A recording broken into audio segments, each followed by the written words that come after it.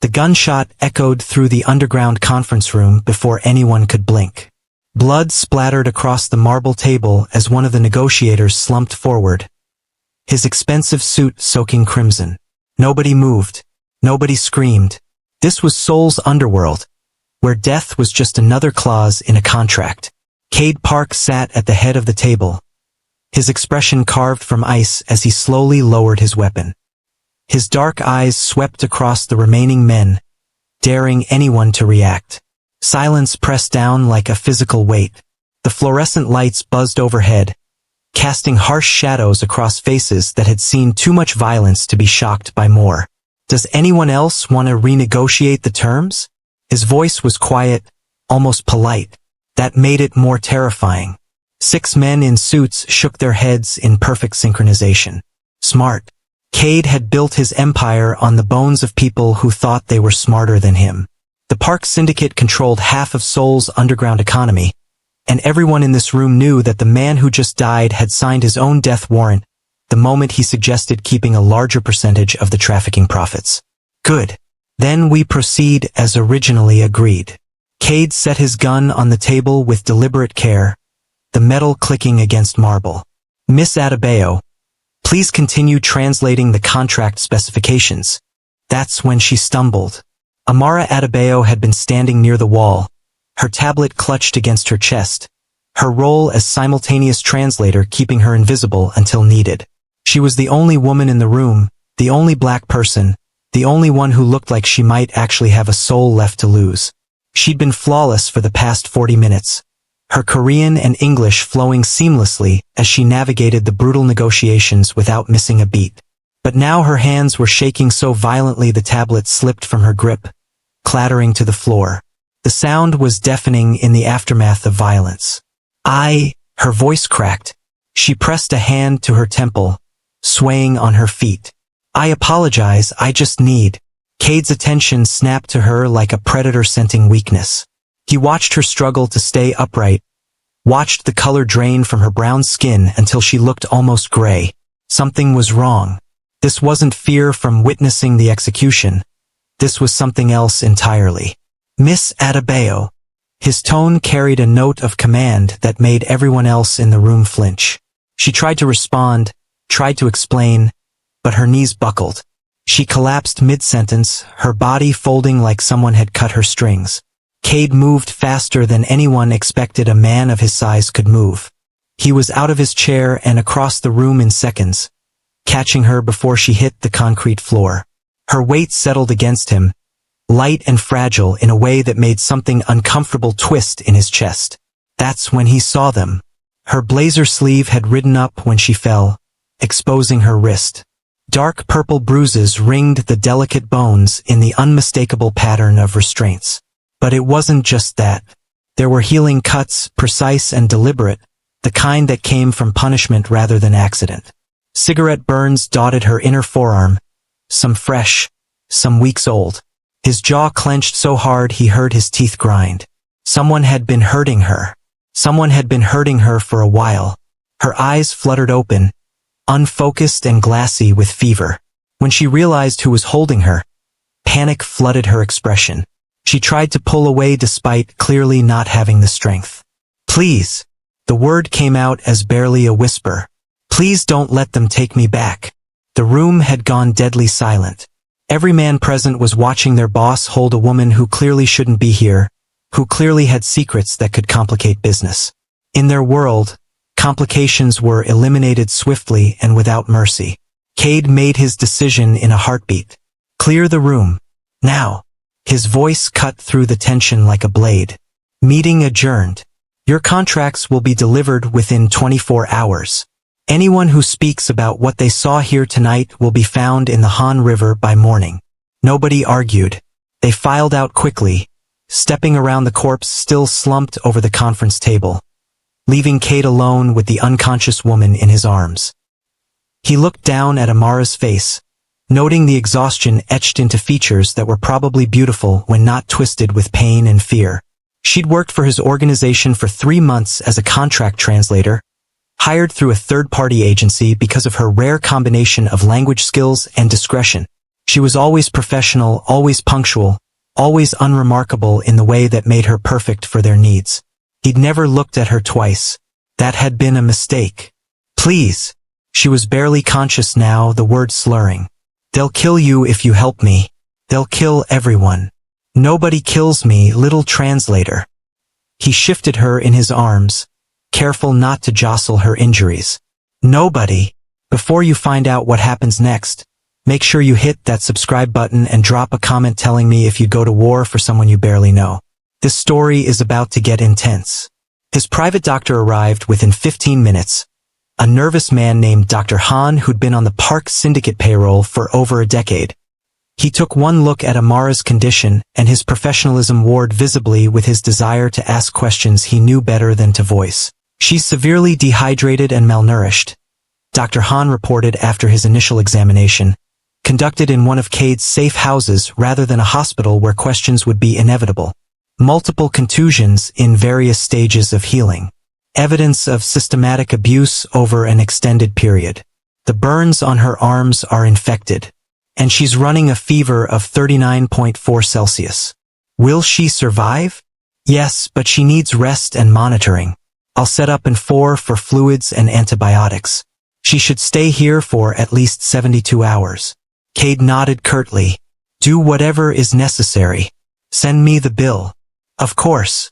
Dr. Han hesitated, his hands pausing over his medical bag. Sir, these injuries, they're consistent with human trafficking restraint patterns. If she's involved in something that could bring attention to your operations, that's my concern, not yours. Kade's tone could have frozen water. Treat her. Everything else is handled. Dr. Han quickly finished setting up the 4 and left detailed care instructions before departing with the kind of haste that came from surviving years in dangerous employment. He knew when to disappear. Kade stood in the doorway after the doctor left, watching Amara sleep in the bed of his most secure safe house. She looked impossibly small against the white sheets, the 4-line running into her arm a stark contrast to her dark skin. Even unconscious, her face was tight with tension, her breathing shallow. He pulled out his phone and made a call. Jean, I need everything you can find on Amara Adebayo. Employment history, visa status, known associates, banking records, surveillance footage from the past 6 months. Everything. His second-in-command's voice came through calm and efficient. Time frame, 24 hours. Consider it done. Kade ended the call and moved to sit in the chair beside the bed. He had an empire to run, dozens of operations requiring his attention, meetings that couldn't be postponed. But he didn't move. Something about the woman lying there, something about the way she'd begged him not to let them take her back, had triggered an instinct he didn't fully understand. He'd killed men for less than touching what belonged to him. The bruises on her wrists made him want to kill whoever put them there slowly. Hours passed. He worked from his phone, managing his criminal enterprise with the same cold efficiency that had built it, while simultaneously keeping watch over a woman he barely knew. It was irrational. In his world, irrational behavior got you killed. When Amara finally woke, daylight was streaming through the reinforced windows. Her eyes opened slowly, confusion giving way to panic as she registered the unfamiliar room. She tried to sit up too quickly, gasping at the pain the movement caused, her free hand immediately going to the 4 in her arm. Don't.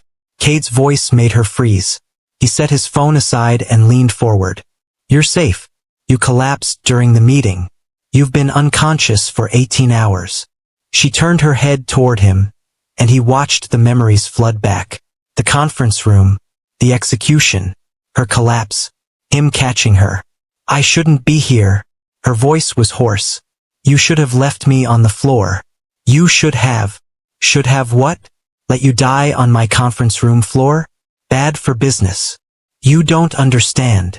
She was struggling not to cry, her hands fisting in the sheets. They'll come for me. When they find out you helped me, they'll come for you too. You have no idea what you've gotten involved in. Then explain it to me. I can't. Not good enough. He stood, moving closer to the bed. Not threatening, but imposing enough that she pressed back against the headboard. You said, don't let them take me back. Take you back where? Who hurt you? Amara's breath came in short gasps.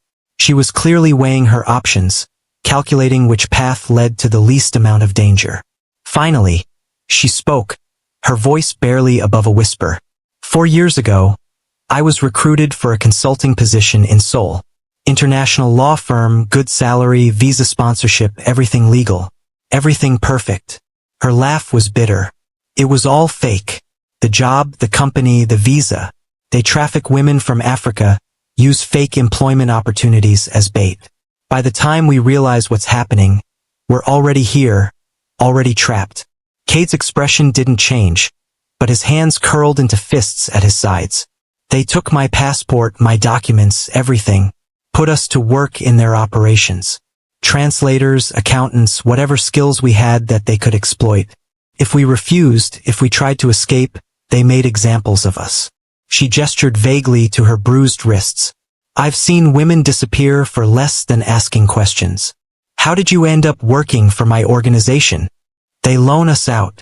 Your people hired a translation service. That service contracted through 3 shell companies that eventually lead back to the Huang syndicate. I've been working for you for 3 months and praying every day that nobody would notice I was trying to build my own escape route. Kade processed this information with the calculating precision that made him dangerous. The Huang syndicate, mid-tier operation, ambitious, constantly testing boundaries. He'd been aware of their trafficking operations but hadn't cared enough to interfere. That had been a mistake. 2 weeks ago, I got careless. Amara continued, her voice shaking now. I tried to reach the U.S. Embassy.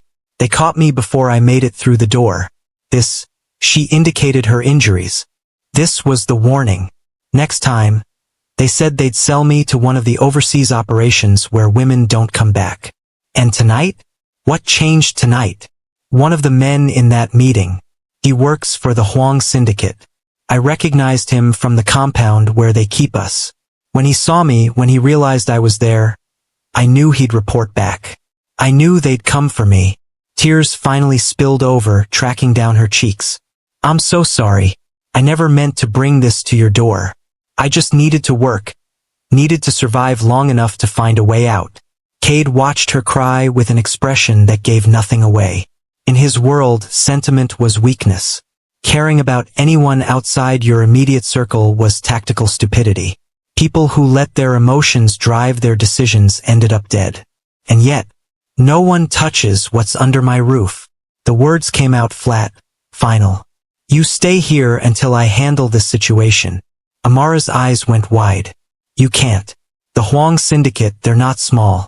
If you go after them because of me, it'll start a war. I know. People will die. People die every day in my line of work. He moved toward the door, then paused. Get some rest, Miss Adebayo. We'll discuss the details when you're stronger. Why are you helping me? The question burst out of her, desperate and confused. You don't know me. I'm no one. I'm just a translator who brought you trouble. Why would you risk anything for that? Kade looked at her for a long moment. This woman who'd somehow managed to disrupt his carefully controlled world with her pain and her fear and her stubborn refusal to accept that she deserved to suffer. He thought about the bruises on her wrists, the cigarette burns on her arms, the way she'd begged him not to let them take her back. Because you asked me to. It was the closest to honesty he'd come in years. And because no one else will. He left her alone then, closing the door softly behind him. His phone was already ringing before he reached the hallway. Talk to me, Jean. His second-in-command's voice was tense. You're not going to like this. Amara Adebayo entered Korea 4 years ago, on a legitimate visa sponsored by a company that ceased to exist 2 months after her arrival. Since then, she's been a ghost. No banking records, no apartment lease, no paper trail. She exists only through the contractor services that loan her out. The Huang syndicate? Confirmed. They run a trafficking operation that's brought in over 300 women in the past 5 years, primarily from West African countries. They use them for labor exploitation, primarily in administrative and service positions that require language skills or professional credentials. How many women are currently being held? Best estimate? 70 to 90. Kade's jaw tightened. Location? They have a compound in Gangnam, disguised as a dormitory for international workers. High security, but nothing we couldn't handle if you're serious about this. I'm serious. There was a pause on the other end of the line. Sir, with respect, this isn't our fight. The Huang Syndicate has been careful not to step on our territory. If we move against them without provocation, the other families will see it as us expanding operations. It could destabilize the entire power structure. They hurt someone under my protection. That's provocation enough. You've known her for 3 months and never looked at her twice. What changed? Kade thought about that question as he stared out the window at Seoul's skyline. What had changed? The rational answer was nothing. She was still just a translator, still just a contracted employee, still just one person in a city of millions. In his world, individual lives didn't matter. Only power mattered. Only control. But he kept seeing her collapse, kept seeing those bruises, kept hearing her whisper, "Please don't let them take me back," in a voice that expected him to refuse. "Prepare the men," he said instead of answering. "I want full reconnaissance on the Huang compound by tomorrow night. And Jean? Find out who burned her. Find out who held her down and put those cigarettes out on her skin. I want a name." Understood. Kade ended the call and returned to the room where Amara was sleeping fitfully, her body jerking occasionally as nightmares chased her even in medicated rest. He settled back into the chair beside her bed, prepared to wait however long it took. If the Huang Syndicate wanted her back, they'd have to go through him first. And nobody went through Kade Park and lived to tell about it. The next 48 hours passed in a strange limbo.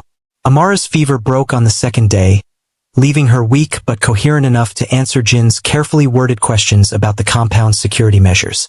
She did so reluctantly, clearly terrified of the consequences, but unable to deny that Kade was going to move forward with or without her cooperation. "There are guards at every exit," she explained, her voice still hoarse. "Cameras in all the common areas.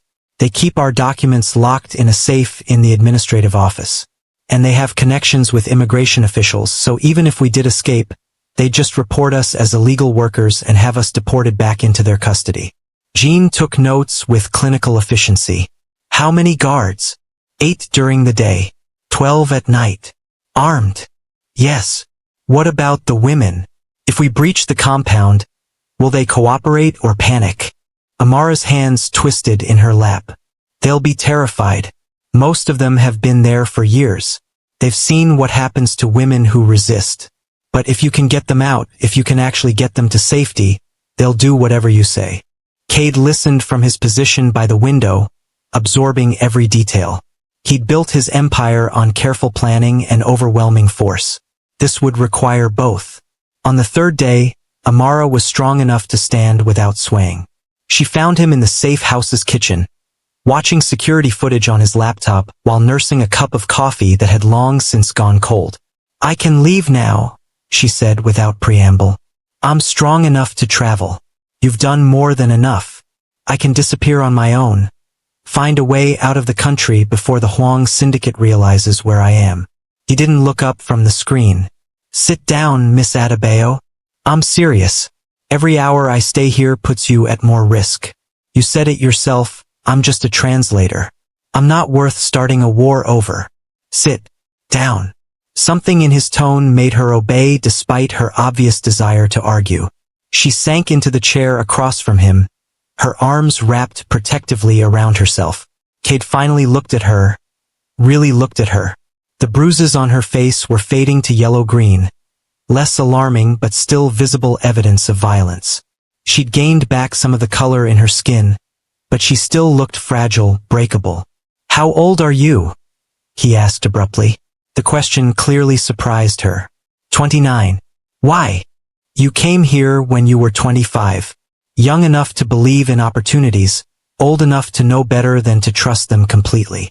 "I was desperate," she said softly. "My mother needed surgery. My younger siblings needed school fees. When they offered me a position that would pay enough to send money home, I didn't look too closely at the details. I thought I was being smart, taking a calculated risk. Instead, I walked into a trap.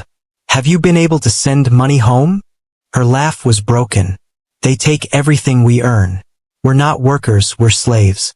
They call it debt bondage, say we owe them for our transport, our housing, our food.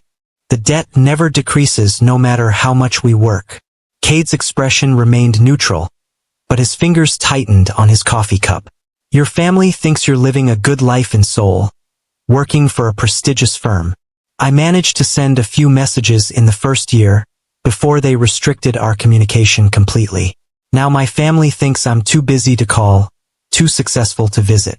They don't know I haven't had freedom in 4 years. The silence stretched between them, heavy with implications. The man at the meeting, Kade said eventually. The one who recognized you. His name is Park Min-ho. No relation. He works as a mid-level enforcer for the Hwang syndicate, specializes in keeping the trafficked women compliant. He turned his laptop screen toward her. Is this the man who burned you? Amara's face went white as she looked at the surveillance photo on the screen. She nodded once, unable to speak. Good. Kade closed the laptop with a decisive click. Then we know who dies first. You can't. Her voice cracked. You can't go to war over me. I'm not worth it. That's not your decision to make. Then whose decision is it? She was shaking now, torn between hope and terror. You barely know me. I brought violence to your meeting, complications to your business. In your world, I should be a liability you eliminate, not someone you protect. Kade stood, moving around the table until he was close enough that she had to tilt her head back to maintain eye contact. He was tall, broad-shouldered, dangerous in a way that should have terrified her. But when he spoke, his voice was unexpectedly gentle. In my world, Miss Adebayo, I decide what has value. I decide what's worth protecting. And I've decided that no one puts their hands on you again without answering to me. Do you understand? Tears spilled down her cheeks. I don't understand any of this. You don't need to. You just need to trust that when I say you're safe, you're safe. How can I trust a man who kills people in business meetings? Because that man caught you when you fell instead of letting you hit the ground. He reached out slowly, giving her time to pull away, and brushed a tear from her cheek with his thumb. Because that man looked at your bruises and decided someone had to answer for them. Because that man is going to burn down the organization that hurt you and sleep perfectly well afterward. Amara closed her eyes, overwhelmed by the intensity of his presence, the absolute certainty in his words. You're insane. Probably. He withdrew his hand and stepped back. But I'm insane with substantial resources and a reputation for excessive violence when properly motivated. The Hwang syndicate is about to learn what happens when they touch something I've claimed as mine. I'm not yours. Not yet. His smile was sharp enough to cut. But you're under my protection, which amounts to the same thing in this world. Finish your recovery, Miss Adebayo. Things are about to get very loud. He left her sitting there, struggling to process the fact that her life had somehow become the catalyst for a criminal war. Hit that like button if you think Kade is crazy for this, and keep watching because it's about to get so much worse. Jin's reconnaissance report came back that evening with detailed schematics of the Hwang compound, guard rotations, security vulnerabilities, and estimated civilian casualties. Kade reviewed it all with the dispassionate focus of someone planning a hostile business takeover rather than a violent raid. They've increased security since Amara's attempted escape, Jin noted, pointing to updated guard positions on the blueprints. They know something's coming, even if they don't know what. Good. Fear makes people sloppy. They've also reached out through back channels, asking if you're harboring their missing property. I declined to confirm or deny, as instructed. Kade's eyes narrowed. How did they phrase the inquiry? Very carefully. They're afraid of you, but they're also afraid of looking weak if they don't recover her. The Hwang patriarch has apparently taken her escape personally. He's the one who ordered the burns. Something dark and violent crossed Kade's face. Then he dies personally too. Sir, if you kill the Hwang patriarch, every syndicate in Seoul will have to respond. They can't let that level of disrespect go unanswered, even if they privately agree he deserved it. It'll cascade into open war. I know. Jin studied his boss for a long moment. This is about more than just maintaining your reputation. Isn't it? Is it? You're going to start a war over a woman you've known for 3 months. That's not tactical, that's personal. Kade didn't deny it. He couldn't because Jean was right. Somewhere between catching Amara as she fell and watching her sleep fitfully through fever-induced nightmares, this had stopped being about business and started being about something he couldn't quite name. He'd built his empire on cold calculation and strategic violence, but nothing about his response to her situation was calculated. "Prepare the men for a full assault in 72 hours, he said instead of engaging with Jin's observation. "I want clean extraction for the women, maximum damage to their operation. And Jean? I want the Huang patriarch alive long enough to answer for what he did." Understood. The next 2 days passed in tense preparation. Kade's organization moved with the efficiency of a military operation, securing vehicles, weapons, safe houses for the extracted women, and contingency plans for the inevitable retaliation. Word spread through Seoul's underworld that the Park syndicate was mobilizing for something big, and the smart money started placing bets on which organization would burn. Amara sensed the shift in atmosphere. She watched Kade's men come and go with increasing frequency, saw the weapons being cleaned and loaded, heard the coded conversations that spoke of violence barely restrained. And she knew, with sickening certainty, that she was the cause of all of it. "It's not too late to stop this," she told him the night before the raid, finding him alone in his office reviewing final operational details. "I can turn myself over to them. Tell them you had nothing to do with my escape. I can. You can stop talking before you say something that insults us both." He didn't look up from his papers. "You're not sacrificing yourself to prevent a war that I've already decided to fight. People are going to die because of me. People are going to die because the Huang syndicate built their operation on enslaving women and got comfortable thinking no one would stop them. You're just the catalyst, not the cause." She moved closer to his desk, her hands gripping the edge. "I don't want blood on my hands." "Then close your eyes during the screaming." Finally, he looked up, his expression harder than she'd ever seen it. "This is who I am, Amara. I'm not a good man. I'm not a hero coming to rescue you from the darkness. I'm just someone with more power and fewer morals than the people who hurt you, and I've decided to use that power on your behalf. If that makes you uncomfortable, there's nothing I can do about it." "It doesn't make me uncomfortable." The admission came out quieter than she intended. "It terrifies me. You terrify me. Not because I think you'll hurt me, but because I don't understand why you're doing this. What do you want from me in return?" Kade stood, moving around the desk with predatory grace. He stopped close enough that she could feel his body heat, close enough that she had to tilt her head back to maintain eye contact. "I want you safe," he said simply. "I want you free. I want you to sleep through the night without nightmares.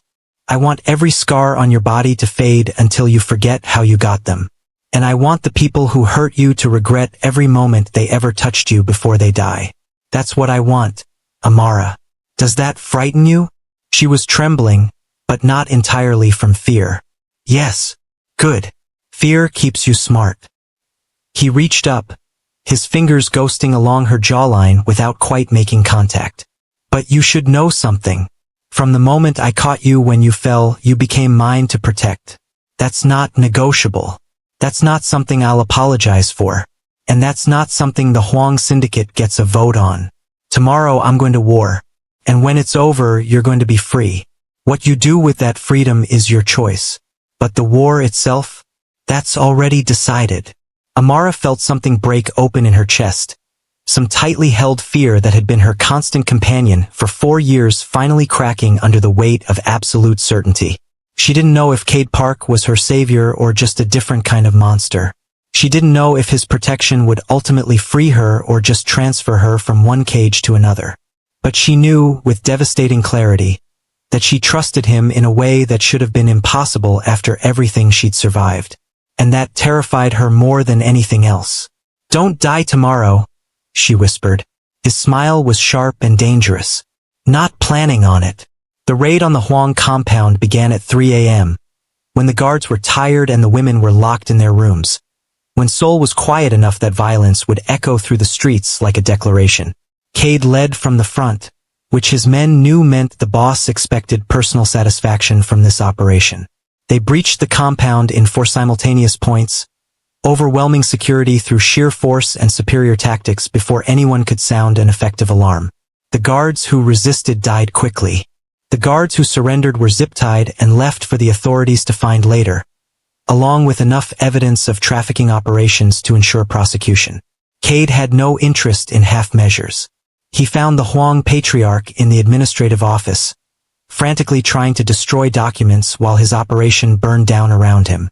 The man was in his 60s, soft from years of profits earned on suffering, his expensive suit incongruous with the panic in his eyes. Kade Park, the patriarch's voice shook. We can negotiate this. Whatever she told you, whatever misunderstanding occurred, we can reach an accommodation. Kade closed the office door behind him with deliberate calm. You burned her, held her down and burned her like she was nothing more than property to be disciplined. She tried to escape. I was well within my rights to.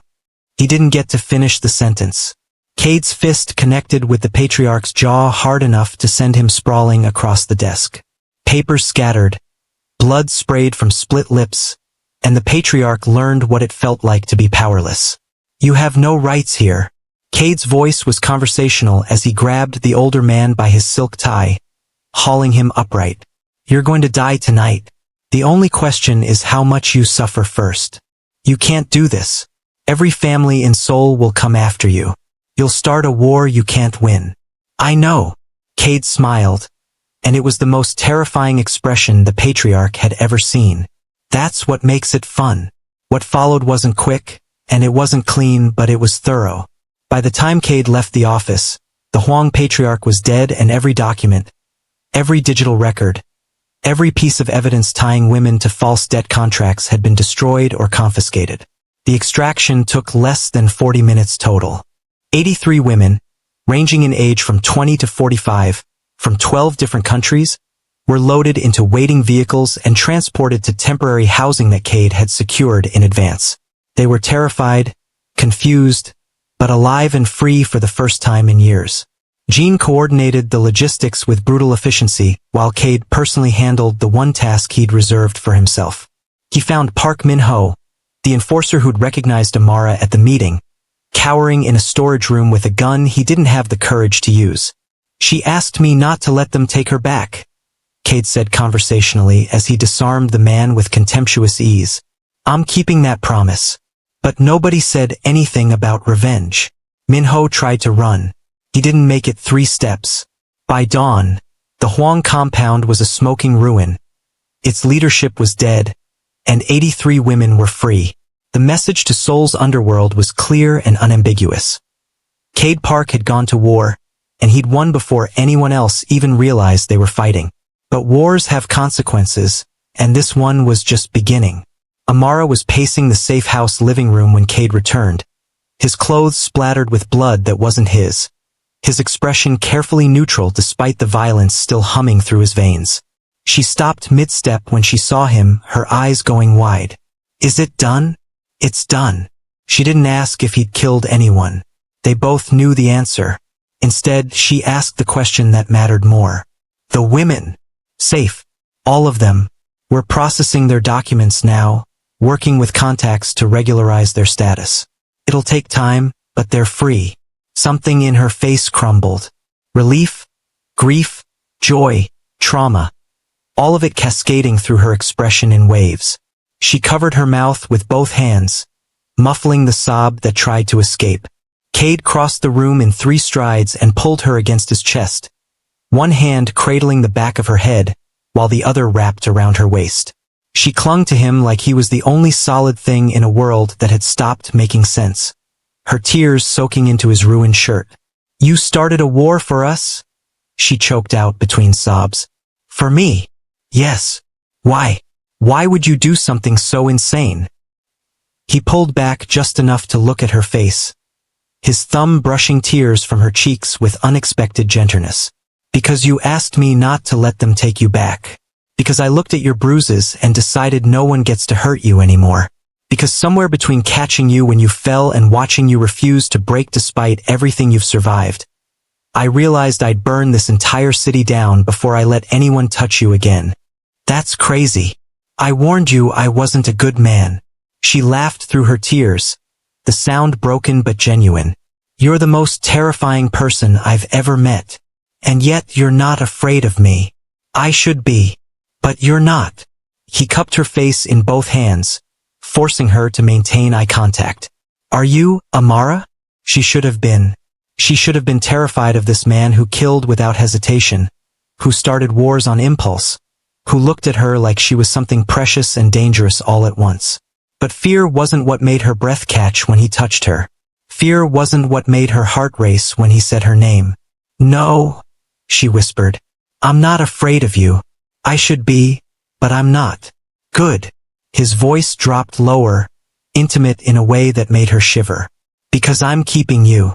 Not as property, not as debt. But you're mine now, Amara. Mine to protect, mine to care for, mine to defend against anyone stupid enough to try taking you from me. Tell me you understand that. She did understand, in a way that transcended logic or reason. She understood that Kade Park had claimed her with the same absolute certainty he brought to everything else, that his protection came with possession, that freedom under his care would look different than any freedom she'd imagined. And God help her. She wanted it anyway. I understand. Say it. I'm yours. The words should have felt like surrender, but instead, they felt like the first honest thing she'd said in years.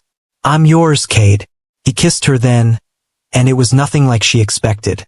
Not brutal or possessive, but almost reverent, like she was something valuable he was afraid of breaking. His lips moved against hers with careful intensity, claiming but not demanding, giving her space to pull away even though they both knew she wouldn't. When they finally broke apart, both breathing hard, Kade rested his forehead against hers. There's going to be retaliation, he said quietly. The other families won't let this stand. I killed a patriarch, destroyed an entire operation. They'll come for me, and they'll try to use you to get to me. Then maybe I should leave. Disappear before. No. The word was absolute. You don't run from this. We face it together. But you need to understand what that means. It means violence. It means danger. It means living in my world, under my protection, by my side. Are you strong enough for that? She thought about the past 4 years, about surviving captivity and abuse, about translating for criminals while planning her escape, about collapsing in a conference room and whispering pleas to a man she barely knew. She thought about every moment she'd refused to break, every scar she'd earned, every nightmare she'd endured. I survived slavery, she said, her voice steady now. I think I can survive loving a monster. His smile was sharp and genuine. I never said I was a monster. You didn't have to. The next 3 weeks were chaos incarnate. Just as Kade predicted, the other crime families couldn't ignore what he'd done. The Huang syndicate had been mid-tier, but they'd had connections, alliances, business partnerships that extended through Seoul's entire criminal ecosystem. Destroying them sent shockwaves that demanded response. 2 families tried direct retaliation. Their operations were dismantled within days. Their leadership given a choice between submission or elimination. Most chose submission. The ones who didn't became object lessons in what happened when you tested Kade Park's resolve. A 3rd family tried to leverage the situation, offering Amara asylum in exchange for intelligence on Kade's operations. She reported the contact immediately, and that family discovered that attempting to recruit someone under Kade's protection was the last mistake they'd ever make. Through it all, Amara stayed at Kade's side. Not hidden away like a secret to be protected, but visible, present, a clear statement that she belonged to him and he would defend that claim against anyone. It was dangerous. It painted a target on her back that would never fully fade. But it was also the freest she'd felt in 4 years. She watched him work. This man who'd started a war for her. Watched him negotiate with cold precision, execute with brutal efficiency, and somehow manage to be gentle with her in private moments stolen between violence. He was everything she should have run from, everything her rational mind screamed was dangerous. And yet, tell me about your family, he said one night, weeks after the initial raid, as they sat in his penthouse overlooking Seoul's glittering skyline. The war had cooled to a simmer, still present but no longer boiling over. Your mother, your siblings, the people you were trying to send money to. Amara curled deeper into the leather couch, wine glass cradled in both hands. My mother is a schoolteacher in Lagos. Strong woman, raised 4 kids alone after my father died. My younger brother is studying engineering. My sisters are still in secondary school. I was the oldest, the one who was supposed to make it out, make enough money to help everyone else. Do they know what happened to you? Not the truth. They think I'm successful, busy, living the dream in Seoul. I couldn't bear to tell them I'd been trapped. She paused, then added softly, I sent them a message last week. First real contact in 3 years. Just told them I'd been working too much, that I was sorry for the silence. What did they say? My mother cried. My brother asked when I was coming home. My sisters wanted to know if Korean boys were as handsome as K-dramas make them look. She laughed, the sound edged with tears. Normal family things. Things I thought I'd never get to have again. Kade set his own glass down and pulled her against his side, her head settling naturally against his shoulder. You'll see them again. When things calm down enough that travel is safe, I'll arrange it. You'd let me leave? I'd come with you. He pressed a kiss to the top of her head. I told you, Amara. You're mine. That doesn't mean you're my prisoner. It means where you go, I go. Your family is my responsibility now too. She tilted her head to look up at him. This impossibly dangerous man who spoke about meeting her family like it was the most natural thing in the world. They'll never understand what you are, what you do. They don't need to. They just need to know that their daughter is safe, cared for, and free. Let me give you that. You've already given me so much. Not enough. His hand cupped her cheek, thumb tracing the line of her jaw. I won't be satisfied until every scar fades, until you sleep through the night without nightmares, until you look at me and see something other than the violence I'm capable of. I see more than violence when I look at you. Do you? I see the man who caught me when I fell. The man who sat beside my bed for 18 hours while I was unconscious. The man who went to war because I asked him not to let them take me back. She set her wine glass aside and shifted to straddle his lap, her hands framing his face. I see the man I'm falling in love with, and it terrifies me because loving you means accepting all of this. The blood, the danger, the empire built on fear. Can I do that? Can I love you and still live with myself? Kade's hands settled on her hips, holding her steady. I don't know. That's a question only you can answer. That's not helpful. I'm not trying to be helpful. I'm trying to be honest. His grip tightened slightly. I can't promise you safety. I can't promise you peace. I can't promise you a normal life with normal problems. What I can promise is that no one will ever hurt you again without answering to me. That you'll never be property, never be trapped, never be powerless. And that every day I wake up, you'll be the first thing I think about and the last thing I want to lose. If that's enough, stay. If it's not, tell me now before we both get in too deep. Amara studied his face, memorizing the sharp angles and hard edges. The eyes that could turn ice cold in combat, but softened when they looked at her. The mouth that issued death sentences and whispered her name like a prayer. She thought about everything she'd survived to reach this moment. Everything she'd sacrificed and everything she'd gained. It's enough, she whispered. It's more than enough. I love you, Kade Park, and I'm staying. Even though I'm a monster? Especially because you're my monster. He kissed her then with all the intensity he'd been holding back, claiming and worshipping in equal measure. And when he carried her to his bedroom, when they finally crossed that line they'd been dancing around for weeks, it felt less like surrender and more like coming home. The war officially ended 6 weeks after it began. The remaining families sued for peace, unwilling to continue losing resources and personnel to Kade's systematic dismantling of anyone who opposed him. The terms were simple.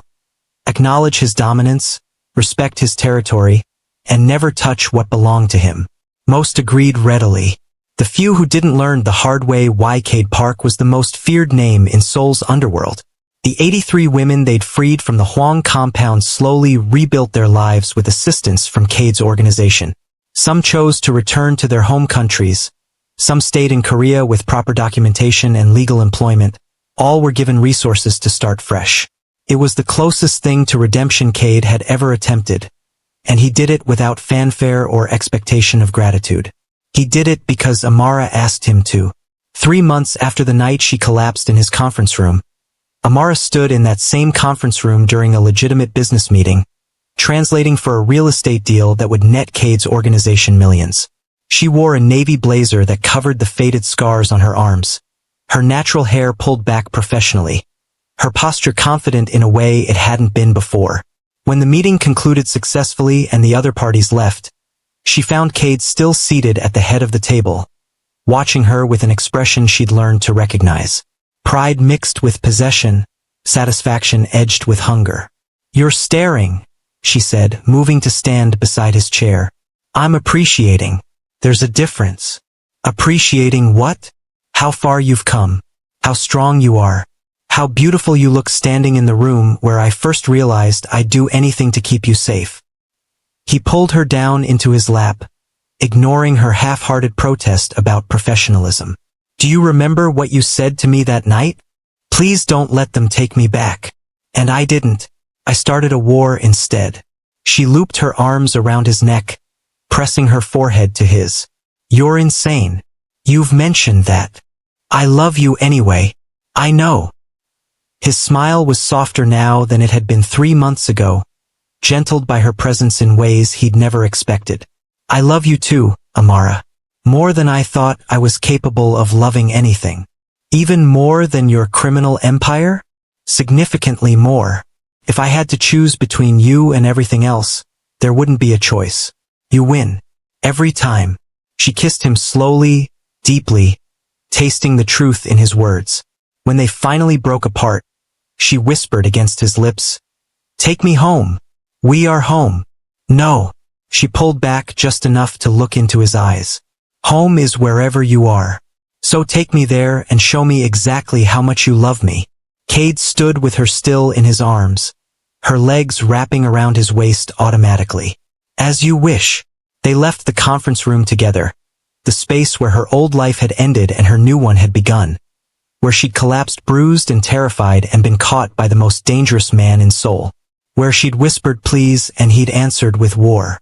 6 months later, Amara returned to Lagos with Kade at her side. Her family welcomed them with the kind of joy that only comes from reunion after long separation, asking questions about Seoul and her life and the tall, intimidating Korean man who stood protectively at her shoulder. She introduced Kade as her partner, leaving out the criminal empire and the body count and the war he'd started in her name. Her family didn't need to know those details. They only needed to know that their daughter was safe, happy, and deeply loved. Her mother pulled her aside that first evening, studying her face with the piercing insight only mothers possess. "This man, he is good to you?" Amara thought about everything Kade had done, every life he'd taken, every boundary he'd crossed in her name. She thought about the scars he'd avenged and the nightmares he'd chased away and the absolute certainty with which he protected her. "He's everything I need him to be." Her mother nodded slowly. "He has dangerous eyes, but they soften when he looks at you. That is how I know he loves you. He does. More than anything. Then that is enough for me." Her mother squeezed her hand. "You have been through something terrible, I think. Something you will tell me about when you are ready. But you survived it. And you found someone who makes you strong. I am proud of you, my daughter." Amara hugged her mother tightly, finally allowing herself to believe that she was truly free, truly safe, truly home. Not in Lagos, not in Seoul, but in the space she'd carved out beside a monster who loved her enough to burn the world down. That night, lying in the guest room of her childhood home with Kade's arms wrapped around her, she whispered into the darkness, "Thank you for everything, for catching me, for protecting me, for going to war for me, for giving me my life back. You gave me something worth fighting for," he murmured against her hair. "I should be thanking you. For what? I didn't do anything except collapse and cause you trouble. You trusted me when you had no reason to. You looked at everything I am and decided I was worth loving anyway. You made me want to be better, even though I'll never be good. His arms tightened around her. You gave me something to build for instead of just destroy. That's everything, Amara. She turned in his embrace, finding his lips in the darkness. The kiss was soft, sweet, full of promise and possibility. When they finally broke apart, she smiled against his mouth. I love you, Kade Park. My monster, my protector, my home. I love you, Amara Adebayo. My translator, my survivor, my heart. Outside, Lagos bustled with night sounds, alive and vibrant and free. Inside, two people who'd found each other in the darkest circumstances held each other close and dared to imagine a future built on something other than fear. She'd collapsed bruised in a meeting room in Seoul, terrified and broken, whispering pleas to a stranger. He'd caught her, started a war, and refused to let her go. It was insane, excessive, and completely wrong by any rational standard. But it was theirs, and that made it perfect. Before you go, drop a comment telling me what you think happens next for Amara and Kade. Do they stay in the underworld or does he give it all up for her? And don't forget to subscribe for more stories that'll keep you up at night. Thanks for watching and I'll see you in the next one.